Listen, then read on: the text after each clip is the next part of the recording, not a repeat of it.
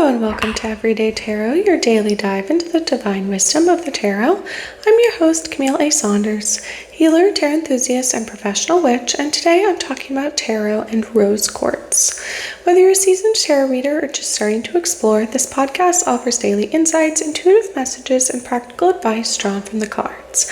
Each episode is designed to help you connect with your inner wisdom, find clarity in your decisions, and tap into the energy of the universe. Tune in every day, Monday through Friday, for fresh perspectives and empowering guidance from the tarot as interpreted by me. If you love the show, the best way to support it for free is by listening daily, leaving a review, and subscribing or following in your favorite podcast app. I'm offering a 12-week Tarot for Transformation live course starting at the end of September. We will be deep diving the first 12 of the major arcana cards all together as we embody archetypes and learn about how to transform ourselves through the tarot. Check out the full details in the show notes. If you're interested in crafting your own tarot cards, you can go ahead and get my full workshop with the hour-long recording, my step-by-step method, examples of the cards I've created, journaling questions, and a PDF to walk you all through it for just $33. I recently updated my Patreon benefits to be bigger and better than ever, so if you want an individual card pulled for you once a month live on the podcast, join the Everyday Tarot Patreon family at the Lovers level. If you'd like to support the podcast even further, you can get a one-time individual 5-card reading in addition to all the other benefits if you join the Witch Bitch level on the Patreon. You can also check out my recent New Moon in Virgo collective tarot reading from August 21st. I have a full hour-long collective tarot reading I did with the replay with a video link as I posted it on YouTube. It's also on my Instagram as a very long reel if you're interested, and I will be doing another one today, actually, on September 22nd. We just went through the new moon, kicked off yesterday on the 21st, but since today is a weekday, I'm doing the collective tarot reading today. So perhaps go check my Instagram or YouTube for the replay or to catch it live. All right, and if you're local, you can check out my Let's Talk Tarot meetup group. Come chat with other tarot enthusiasts, bring your favorite decks, and play with tarot and oracle decks all together. And if you're interested in celebrating the full moon, I'll be holding the Full Moon Women's Circle for the rest of 2025. Join my colleague Izzy and I under the glow of the full moon for an evening of connection, reflection, and ritual. We'll be meeting at Thresholds Collective in Tacoma the first Sunday of the month to welcome in the full moon together. Upcoming dates are October 5th, November 2nd, and December 7th. If you're interested in my free PDF with the 2025 5-card tarot spread I created just for you at the beginning of this year, you can get that by joining my newsletter list. My weekly newsletter always has the most up-to-date information on my upcoming events, presentations, musings, and info and photos of my day-to-day life. If you don't already know, I am a sex and relationships therapist and coach, seeing clients virtually all over from my home office. I love working with queer, poly, and witchy clients, so if you'd like to work with someone that doesn't judge you, is witchy just like you, and helps you learn how to deal with anxiety, chronic pain or illness, communication issues, self-advocacy, and sex, head to my website and book a free consultation now to start your journey. I'm also teasing for this week, and then it will be going live next week, the Queer Joy Summit. It will be an online event over 3 days, October 13th through the 15th, free event, and with optional paid offers to get all the recordings and extra goodies after the event is over as well. So again, you can go to queerjoysummit.com, or I'll have a specific link for you on September 29th when everything kicks off and goes live. I will be talking about queering the tarot, and then optionally, if you get the booster, which is the paid package where all of us presenters give some free things away as well. I will be, if you check that out, you can get my Queer Coven spooky tarot spread, like a Halloween themed spread, in the booster package as well. So keep on the lookout for that. I'll have the links as soon as I can to you.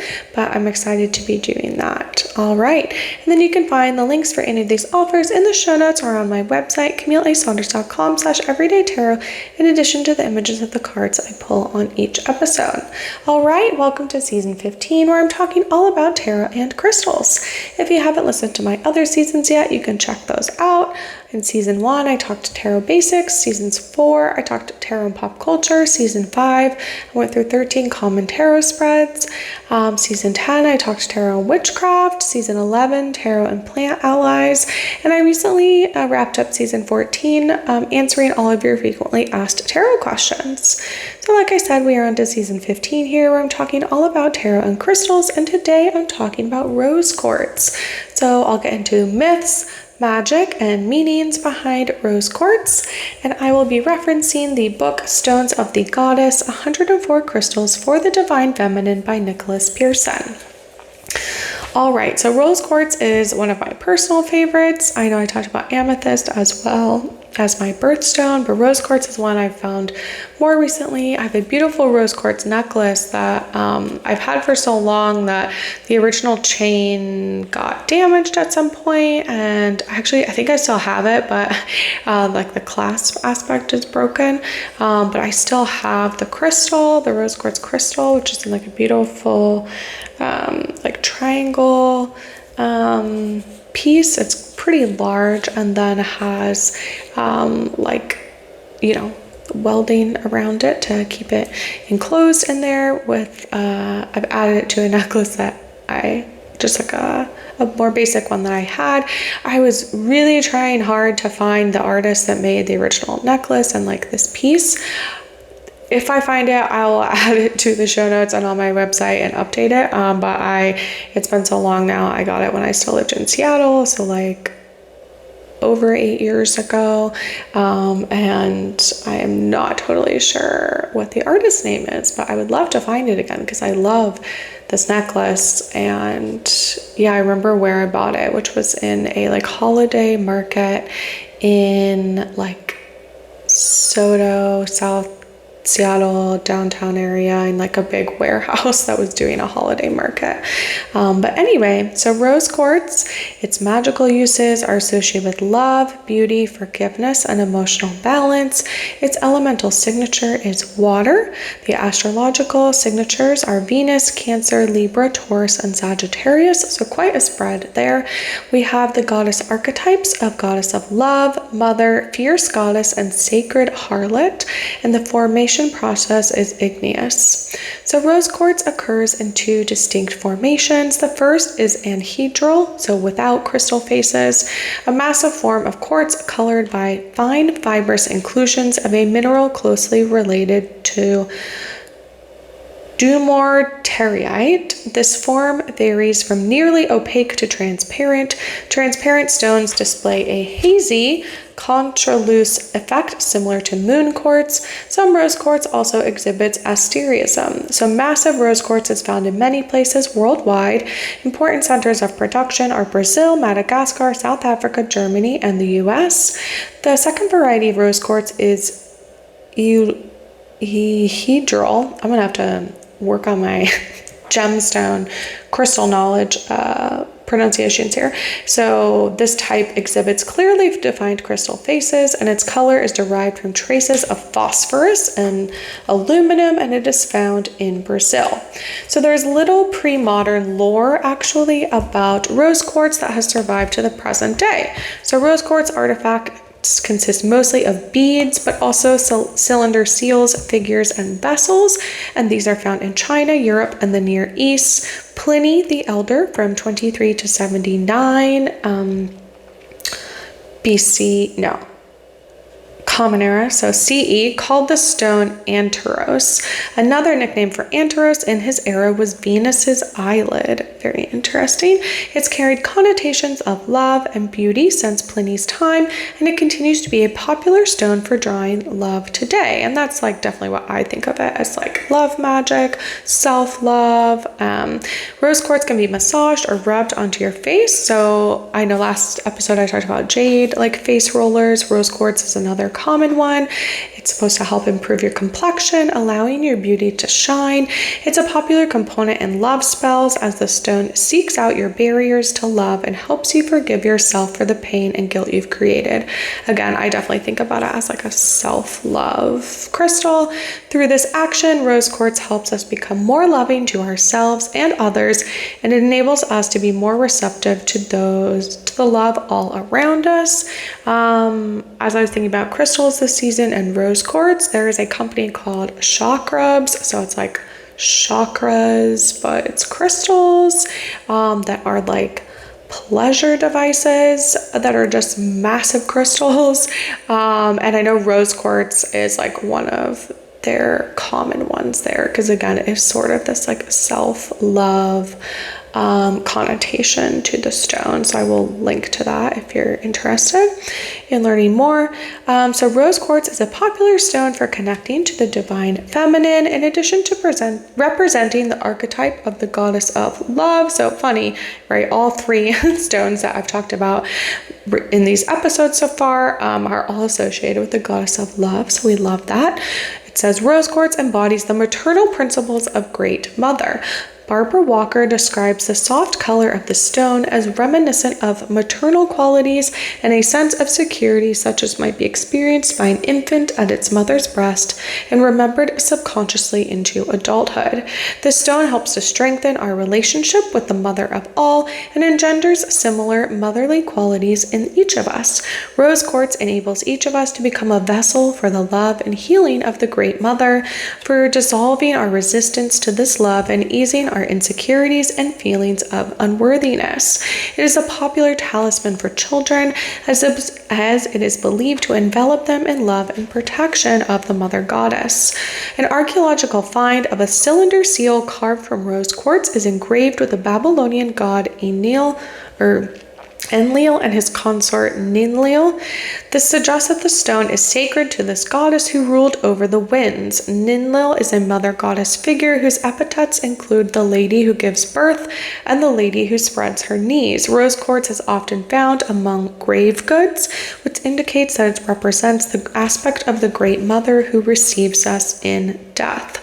The person that wrote this compendium says, my friend and colleague Brian Parsons loves to use rose quartz as an example of how not every pink crystal is a warm and fuzzy kind of stone. He says there's nothing soft about this gemstone. Rather, it is a stone of tough love. We would do well to remember that rose quartz shakes loose our sense of unworthiness and stirs up old emotional patterns that lie buried in the physical body. The process of release we experience with rose quartz may not always be gentle, especially when working with gem quality pieces. Our fears, pain, and other emotional baggage might rise to the surface, seemingly filling our thoughts with shadows. To better understand this, it is important to remember that the Great Mother holds all aspects and has this duality of light and dark. The Sumerian goddess Ninlil, for whom rose quartz is sacred, is sometimes connected to or even equated with Lilith, a Sumerian storm goddess and aspect of the Dark Mother. Lilith was later integrated into the rabbinical tradition, and Hebrew text describes her as Adam's first wife. After being cast out of Eden, she coupled with demons and begot all manner of demons and monsters. Hebrew mythology paints Lilith as dangerous, wanton woman, i.e. the sacred harlot. Rose quartz sheds light on our own inner demons so that we are emboldened and strengthened. This gemstone helps us heal from the oldest of wounds, not by casting them out as Lilith was ousted from paradise, but instead the stone embodies both the light and dark aspects of the mother, who can meet our fears with love and grace or with fire and fury. Rose quartz endows us with the emotional strength to embrace our pain, forgive it, and release it once and for all. I think it's also important to think about that Lilith, again in the rabbinical tradition and how she is seen in Christianity is, yes, as they said, the sacred harlot. Harlot is not a word I would normally use, but I guess that we're going with what they talk about here. But Lilith was ousted because she would not submit to Adam, and like mark herself as submissive to him. Lilith was like, no, thank you. I will not be doing that. And this is why she sort of like leaves and decides to be like the mother of demons, or kind of this like embracing of the dark, the underworld in this way. So also, right, the way I think about Lilith is also as like, yeah, she also embodies self-love, because she was so boundaried and not okay with this idea of submitting to Adam, that she was willing to be ousted, or was willing to be kind of like cast out and seen this particular way that we often do in our modern era, especially when you live in a place that is likes to govern using Christian ideology, that the idea that like submission is supposed to be seen as a good thing. Lilith was like, no, right? And it embodied the self-love for herself by saying like, no, I'm not okay with that. Like, that's not for me, right? So I think that is also the sort of like tough love aspect of the stone, is that like, almost like it will help embody, right? Like sometimes your own self-love is cutting people out of your life, or is setting a lot of boundaries, or is this kind of like tough love on self, which sometimes looks like, right, actually being nicer to ourselves and not holding ourselves to the standard that sometimes society does, or capitalism asks of us, to just work and like ignore our body and our own desires and our own needs and our own limits and boundaries. All right, I'll get back into the reading now after my rant, but I just needed to say that about Lilith, I guess. So where these various archetypes, the goddess of love, great mother, and fierce goddess intersect, we also find another archetype, right, the sacred harlot. Roses are sacred to Babylon, the great mother, and the sacred harlot of the Thelemic tradition, and rose quartz is therefore sacred to her. In crystal healing, rose quartz is a stone used to heal sexual trauma, eliminate shame, and improve self-worth. It teaches you that you are worthy of love and pleasure, and that you are beautiful. Since the stone works to release your blockages to love, it can also be used to lessen your hang-ups around sex and sexuality. It reminds you that acts of love and pleasure are rituals of the great goddess, and thus rose quartz can help you embrace sex as a form of worship or communion with the divine, or I would say even like with yourself, right? Again, of sort of like turning this idea of pleasure as it might be for others, or the way that sex and intimacy gets talked about a lot of the time, but instead saying like, no, like I can have a sexual relationship with myself. I can have my own sex life, sexuality, sex as worship or communion or spiritual connection. So the stone helps to elevate your consciousness so that acts of pleasure become pure magic. In spellcraft, the primary use of rose quartz is in love spells. It can be added to charm bags, placed on your altar, combined with pink or red candles, or empowered as a talisman and worn. Use it to attract a new partner or to help you love yourself unconditionally. It can be used in magical baths, either immersed in the water as you bathe or placed around the edge of the tub to promote beauty, self-confidence, and peace. Rose quartz is an excellent stone to work with to prepare yourself for deeper healing on all levels. Use it to initiate a cleansing process of body, mind, and spirit to make room for growth and transformation. All right, thank you to the stones of the goddess and rose quartz and her lovely self-love messages. I'm going to be pulling from the Goddess of Love tarot deck again, a book and deck for embodying the erotic divine feminine. Just feels right as we talk about the Goddess of Love, as we talk about sort of pleasure, sex and sexuality, divine connection, as this deck is created by Gabriella Herstick and illustrated by Julie Popescu. And Gabriella Herstick is very much a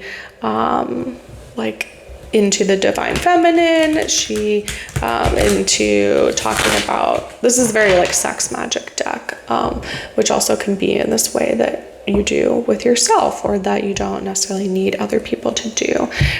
This deck is very pink. The back of it is pink with a white moon on it, and it's a very loving deck in general, so it feels very aligned with the rose quartz stone. And Gabriela Herstick, if you're interested in more of her stuff, I have multiple of her books. She has a book, Sacred Sex, and a book, Bewitching the Elements. She also has a couple other ones, and she also has her own coven now called Slut Coven. So I'll link to her stuff as well if you are interested. All right, so okay, what message does rose quartz have for us today? Is there anything else we need to know? How can we protect ourselves, be boundaried, and center self-love in our own daily practice? I pulled Death in reverse, and Death in this deck is the goddess Kali. So let's see here. Yes, the goddess Kali or Chinnamasta. The astrological correspondence is with Scorpio, right? So upright, the death card is one of the most feared of the 22 major arcana cards in a culture that suppresses rituals of grief and release that make this makes sense, but death points to another paradigm where endings are not dreaded but seen as portals. Death and rebirth happen not as two instances on opposite ends of a linear cycle, but constantly at once, like the Ouroboros, which is the snake eating its own tail. If you've probably seen that image before. So Kali becomes the goddess of ego death and guardian of Kundalini, which is the sexual energy that is in your sacral chakra area, that when roused leads to new states of consciousness. So death is an omen of change, rarely a literal death, but usually all about transformation. Death also means total surrender. So releasing your resistance to endings and recognizing the power in the both at once death and rebirth. So when we pull this card reversed, death is about rebirth, something coming to an end, or the need to release. It can show up as resistance around cycles and trying to control something that is no longer in your best interest. So the affirmation associated with this card is I surrender to the cosmic cycles of death and rebirth. The journal question is what is coming to an end and what is asking to be rebirthed from this place. So if you want a ritual, there is one in here. I'll read parts of it. So it says, meditate on what you are mourning. Visit Kali in a carnal ground, revering her in her face as the goddess of death among the corpses and ashes, which is what the picture depicts on the card. Write down what you're ready to release and what's ready to die. Pour your energy into the paper, holding your palms above it and feeling it move from the heavens above and the earth below. Tear up the paper and burn it in a cauldron over a pot of water or in a fireproof bowl.